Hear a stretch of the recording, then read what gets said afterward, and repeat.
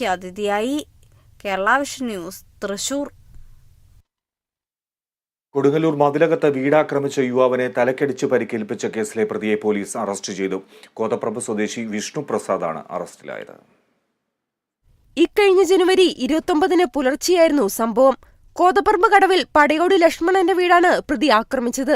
വീട്ടിൽ അതിക്രമിച്ചു കയറി പ്രതി ലക്ഷ്മണന്റെ മകൻ സജീഷിനെ ആക്രമിച്ചു. ശേഷം മുറ്റത്ത് വെച്ചിരുന്ന ബുള്ളറ്റ് മോട്ടോർ സൈക്കിൾ തീവെച്ച് നശിപ്പിച്ചു. കൂടാതെ വീട്ടിനകത്തേക്ക് പെട്രോൾ ഒഴിച്ച് തീയിടുകയും ചെയ്തിരുന്നു. നേരത്തെ പ്രതി അയൽപക്കത്തെ വീട്ടിലെത്തി ബഹളം വെച്ചത് സജീഷ് ചോദ്യം ചെയ്തിരുന്നു. ഇതിന്റെ തുടർച്ചയായാണ് ആക്രമണമുണ്ടായത്. സംഭവത്തിന് ശേഷം ഇയാൾ ഒളിവിലായിരുന്നു. Kerala vision news, Thrissur. Thrissur Mullassery good shepherd സ്കൂളിന് സമീപം ബൈക്കിടിച്ച് പരിക്കേറ്റ് ചികിത്സയിലായിരുന്ന അധ്യാപികയായ കന്യാസ്ത്രീ മരിച്ചു.